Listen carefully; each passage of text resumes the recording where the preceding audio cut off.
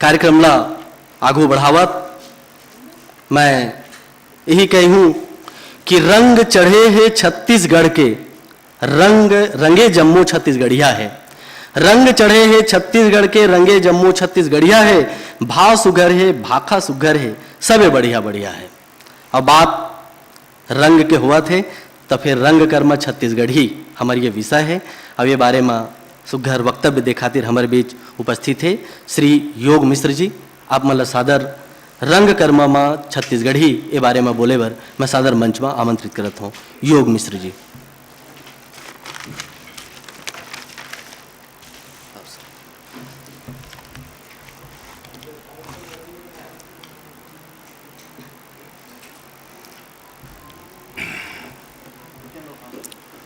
बोला यहाँ छत्तीसगढ़ी में रंगमंच पर बोलने के लिए बुलाया गया है। मैं थोड़ा छत्तीसगढ़ी में बोलूँगा और थोड़ा हिंदी में भी बोलूँगा। आप सब मंच में विराजमान सम्मानी एवं सामने बैठे मेरे कलाकार साथी भाई, मैं यहाँ एक बात आप सब ले बहुत चिंता से कहत हूँ कि कोनो भी बोली भाखा के बड़े होए के सबूत ये नहीं होए कि बोला कतका ज़्यादा मन के मन बोलते। ये देखे जाते कि लोग बाग वो बोली भाखा के जरिए का बोला थे, का लिखत पढ़त थे, अपन कला संस्कृति ले समाज ला काय देवत थे, का दिखात बता थी। एकर फिकर हमेशा ला जुर मिल के करना है। हमार संस्कृति के पुरखा मन जोन धरोहर हमला सौंप के गे है, हमला भी अपन पीढ़ी ला एक दिन सौंप के चले जाना है। यही हम सब संस्कृति कर्मी के धर्म है। कोनो राज के संस्कृति के पहचान वहाँ के संस्कृति कर्मी के होते। छत्तीसगढ़ी राज के पहचान बनाए माँ छत्तीसगढ़ी नाचा पंडवानी पंथी के बहुत बड़े योगदान है। छत्तीसगढ़ी रंगमंच के कोनो बात बिना छत्तीसगढ़ी नाचा के होए नहीं सके। एक जमाना रेस जब छत्तीसगढ़ी नाचा कोनो गांव में होए तो तीर तखार के गांव खाली हो जात रहे। वो जमाना में मनोरंजन के अतेक साधन घलो नहीं रहीस। मदारी के मजमा ला देखे बर अतका भीड़ जुट जात रहीस। जतका आज हमार छत्तीसगढ़ी सिनेमा और रंगमंच के कोनो कार्यक्रम में कभी दिख जाए तो बहुत बड़े बात हो गए। हमार रंगमंच और सिनेमा के गुणवत्ता भी एक कारण हो सकत है। कहे जाते कि जौन जाति मन जतका अधिक नाचते गाते ओकर मन में जीवन के संघर्ष झेले के उतका क्षमता होते। लोग जीवन के अपन बहुत अकन कठिनाई घलोक होते। किस्म किस्म के परेशानी ग्राम जीवन में माते रही थे। वही परेशानी से लोक कला के जन्म होते। छत्तीसगढ़ी के एक जन कवि कोदूराम दलित हो गए है, जोन हा ग्राम जीवन के वही परेशानी के बहुत सुंदर चित्रण अपन कविता में करे है। ओखर कविता ले जौन दृश्य बनी उमा हास्य के साथ वेदना भी देखे जा सकते।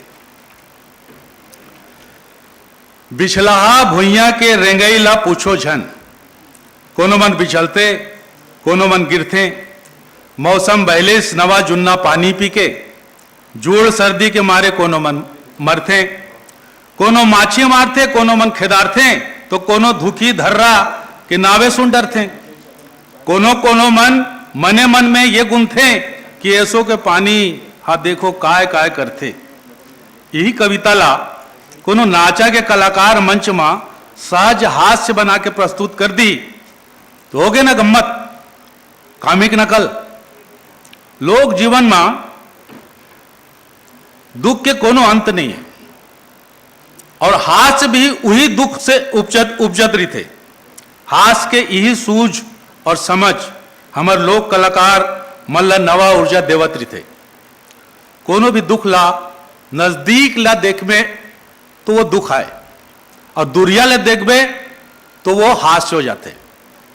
जैसे केला के छिलका में फिसल के गिरने वाला वाला कोनो आदमी ला दूरिया ले देखबे तो हास्य की स्थिति आए, लेकिन यही दृश्य ला जब नजदीक ले देखे जाई तो वो गिरने वाले के चोट और पीड़ा भी नजर आई, और गिरने वाले के पीड़ा ला देख के हमारे मन में करुणा और दया उपज जाई। बस अतके जंतर आए दुख दर्द और हास्य मां एला हमार लोक कलाकार मन बहुत अच्छे से चीन डारे है। यही कारण है कि दुख दर्द पीड़ा समस्या सब मां हमारे लोक कलाकार मन अपन दर्शक बार हास्य के स्थिति खोज के निकाल लेते। छत्तीसगढ़ी नाचा और शहरी नाट्य परंपरा में एक ठिन और फर्क आए। नाचा के लिखित आलेख नहीं होए, वो लिखित आलेख के बंधन से पूरा तरह से मुक्त होते। नाचा में जौन कुछ मंच में होते वह लोक कलाकार मन के इम्प्रोवाइजेशन आए।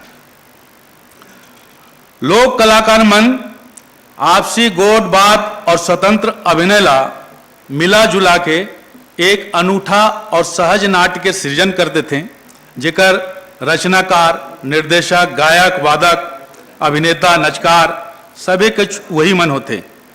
यही हमार लोक नाट्य विधा के सबले बड़े विशेषता है। संस्कृत नाटक के विदूषक ला छत्तीसगढ़ी नाचा में विदूषक के बजाय अंग्रेजी में प्रचलित शब्द जोकर के उच्चारण के अशुद्धता के साथ जोक्कड़ या जोकर स्वीकार करेगे है। संस्कृत नाटक में विदूषक नायक के संगवारी या सहायक भर होते, जबकि छत्तीसगढ़ी नाचा में जोकर से सारी सामाजिक समस्या सुख दुख रीति कुरीति के झगड़े फसाद हास्य की गुंजाइश में ढल ढल के दर्शक बीच पहुंचत रही थे। ऐसने च नाट्य शास्त्र के नटीला छत्तीसगढ़ी में परी कहे जाते।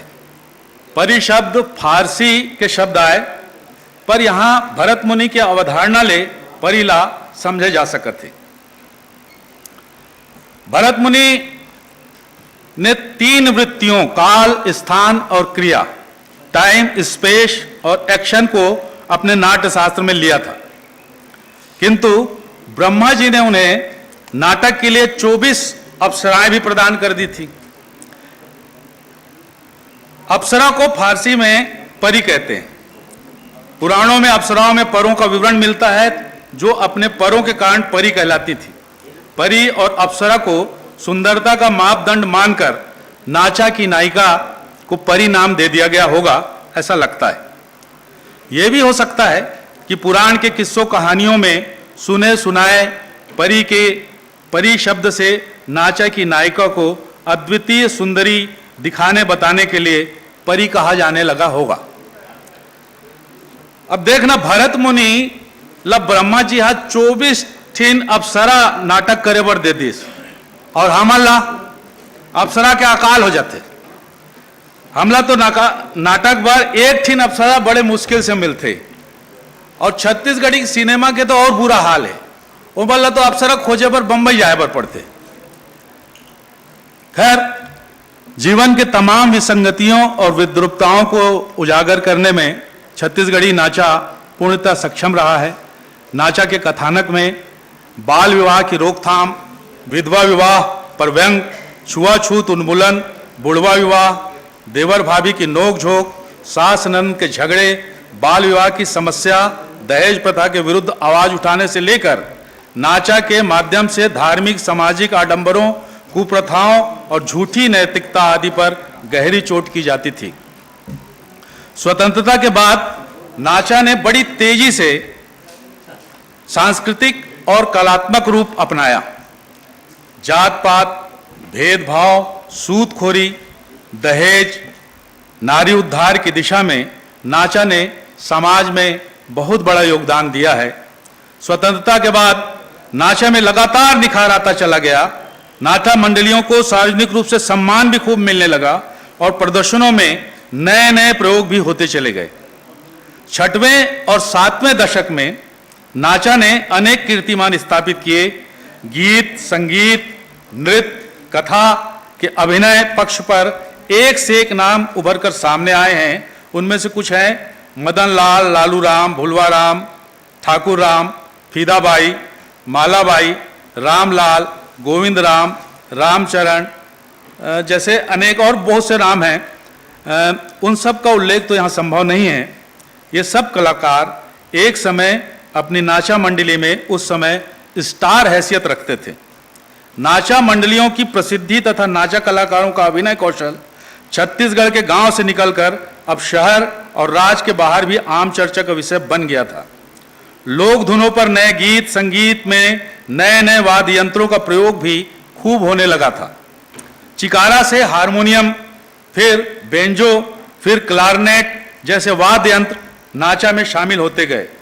कुशल संगीतकारों की सहभागिता तथा आकर्षक प्रभावशाली कथोपकथन और कलाकारों के स्वाभाविक अभिनय ने नाचा में चार चांद लगा दिए थे। 60 से 70 का दशक नाचा का चरमोत्कर्ष का स्वर्णिम काल कहा जा सकता है। इसी समय नाचा में सांस्कृतिक और कलात्मक बदलाव के साथ साथ फिल्म का प्रभाव भी दिखने लगा था, जो नाचा में इतनी तेजी से बढ़ता चला गया कि सन 70 के बाद नाचा का मूल स्वरूप ही विकृत होने लग गया था। नाचा के सभी पक्षों में फिल्मों का प्रभाव इतना ज्यादा हावी था कि नाचा हिंदी सिनेमा की भौड़ी नकल मात्र बन के रह गया था। यद्यपि यह कला समाज सुधार की अपनी मुख्य भूमिका में सफल रही थी।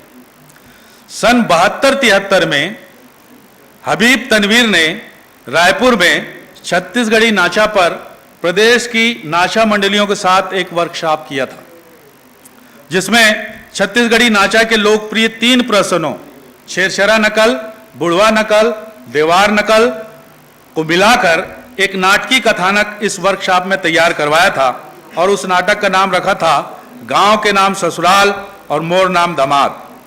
नाटक का यह नाम बुढ़वा नकल के संवाद से ही निकला था। इस नाटक में छत्तीसगढ़ी लोक संस्कृति और लोक परंपरा के अंतर्गत विभिन्न अवसरों और त्योहारों में गाए जाने वाले छत्तीसगढ़ के लगभग 15 बारहमासी गीतों को शामिल किया गया था।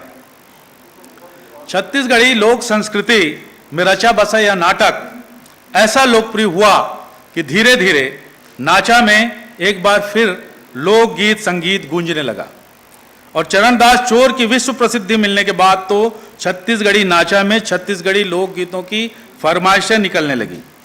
लोग छत्तीसगढ़ी गानों की फरमाइशें करने लगे।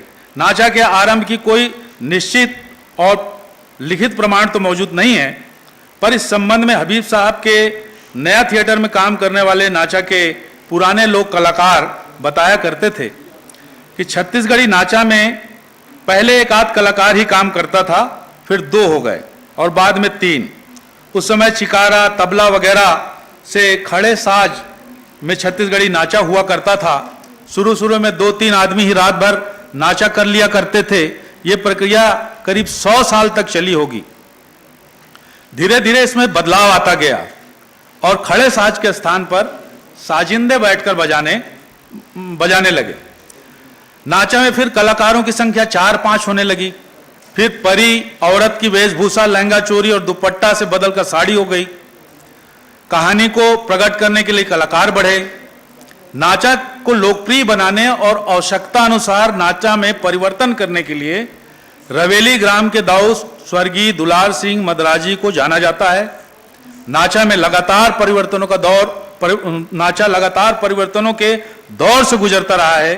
कला संस्कृति में अवमूल्यन की हर दौर के लोगों ने चिंता की है, पर कला संस्कृति हमेशा नए जमाने के चाल चलन के साथ सफर करते हुए आगे बढ़ती रही और आज यहां तक पहुंची है कि अब फिर लोकमंच में अश्लील समझे जाने वाले भोजपुरी गीतों की फरमाइशें ज्यादा निकलने लगी हैं।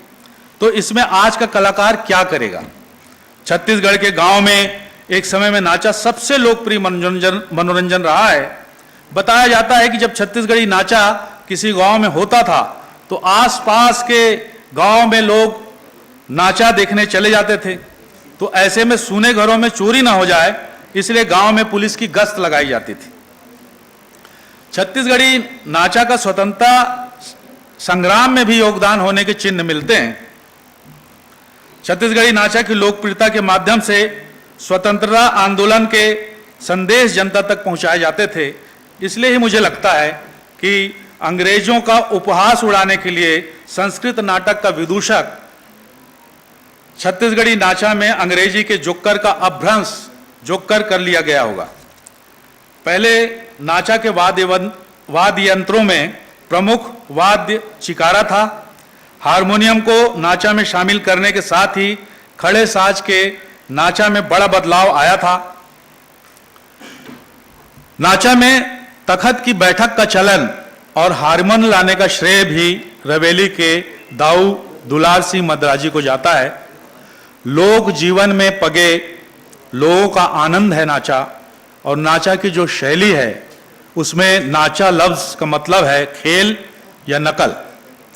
छत्तीसगढ़ की इस शैली में नाच गाना और कहानी भी होता है।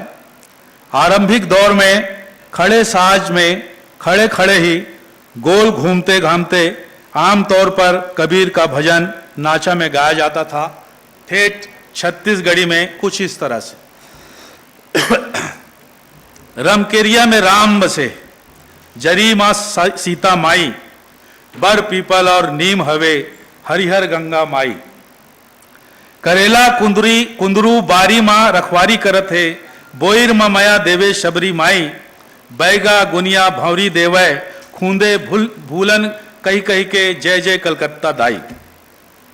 नाचा हो, पंडवानी हो या पंथी हो, छत्तीसगढ़ के जीवन में इनकी गहरी पैठ है। यह हमारी संस्कृति को स्वरूप देते हैं। छत्तीसगढ़ी लोक परंपरा में बहुत से महत्वपूर्ण तत्व हैं, मगर भाषा, भूषण, भोजन के साथ आत्मीयता सबसे प्रमुख तत्व है। किसी भी छत्तीसगढ़ी भाषी को आत्मीयता के मुकम्मल अस्मिता से जुड़ा हुआ हम पाते हैं। छत्तीसगढ़ी रंगमंच की बात करते हुए मंदराजी दाऊ, रामचंद्र देशमुख, महासिंह चंद्राकर जैसे बहुत से नाम हैं जिन्हें बिसराया नहीं जा सकता। हबीब तनवीर ने छत्तीसगढ़ी लोक कलाकारों के साथ देश विदेश में छत्तीसगढ़ी भाषा को जरूर पहुंचाया है, पर हबीब तनवीर का रंगमंच लोक शैली का नहीं था। उनकी नाट्य शैली आधुनिक थी। वे लोक गीत, संगीत और लोक कलाकारों के जरिए आधुनिक रंग युक्तियों से रंग कर्म करते रहे।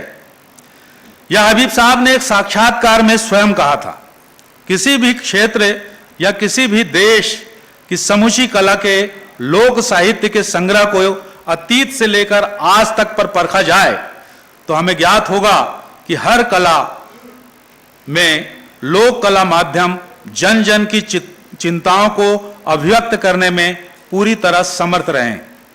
समय के अनुसार समस्याएं बदलती रहती हैं। आज छत्तीसगढ़ी नाचा की जगह छत्तीसगढ़ी लोक रंगमंच में मीना बाजार की तरह रिकॉर्ड डांस, छत्तीसगढ़ी गाने में समूह नृत्य, छत्तीसगढ़ी गायक गायिकाओं की प्रसिद्धि पा चुके गीतों और नाचा के गम्मत की तर्ज पर स्टैंडिंग कॉमेडी का चलन बढ़ गया है। इसे नए जमाने के लोग पसंद भी कर रहे हैं। छत्तीसगढ़ में ख्याति अर्जित कर चुके गायक गायिका और कलाकारों के लोक रंग या लोक कला मंचों के या व्यक्तिगत नाम से सबके अपने अपने ग्रुप हैं। कुछ एक ग्रुप संगीत के कार्यक्रम के साथ छत्तीसगढ़ी पृष्ठभूमि के नाटक तैयार करके भी प्रस्तुत करते हैं।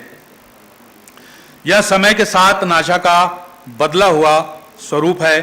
नाचा के आरंभिक दौर से जनरंजन के साथ लोक शिक्षण हमारी लोक संस्कृति की विशेषता रही है। हमारी सांस्कृतिक चेतना के विकास में रंगमंच की भूमिका अभी भी प्रभावी है, पर राजनीतिक दलों के पास स्पष्ट सांस्कृतिक दृष्टि नहीं होने के कारण विकास को लेकर एक दूसरे किस्म की भ्रांति, गलत किस्म की समझ लोगों में पैदा हो रही है, जिससे आने वाले समय में और मुश्किलें पैदा होंगी। रंगमंच के हजार वर्षों के इतिहास में मुख्य धारा के दो रूप हमारे सामने हैं। पहला लोक धर्मी, दूसरा नाट्य धर्मी।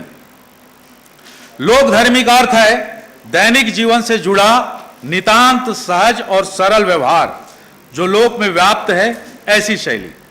नाट्य धर्मी अर्थात औपचारिक, रूढ़ और निरंतर अभ्यास से अर्जित मुद्राओं के भीतर से उभरने वाली नाट्य शैली दोनों बेहद मूल्यवान हैं।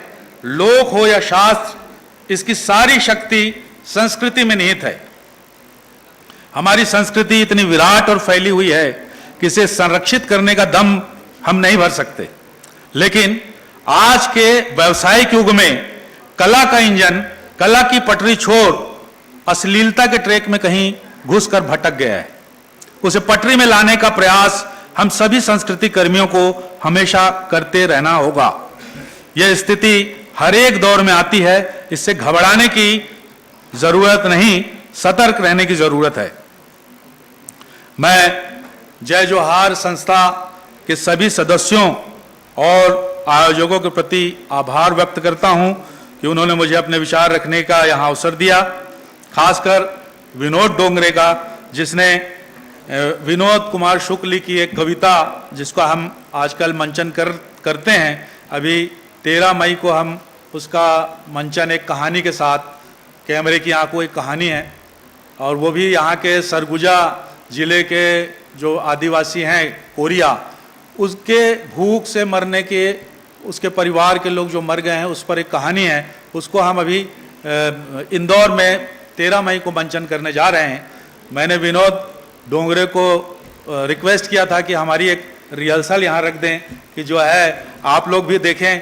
जो विनोद जी ने जो कविता लिखी है, विनोद कुमार शुक्ल ने, वो यहाँ के पलायन करके बाहर जाने वाले जो यहाँ के मजदूर हैं, उनकी पीड़ा को लेकर लिखा है।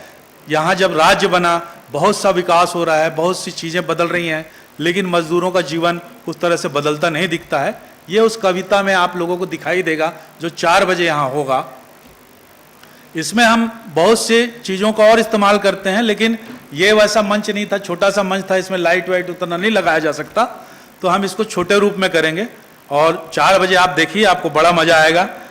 आप सब ने मेरी बात इतनी धैर्य से सुनी, आप सबका बहुत बहुत शुक्रिया, सबका आभार। जय जोहार, जय छत्तीसगढ़।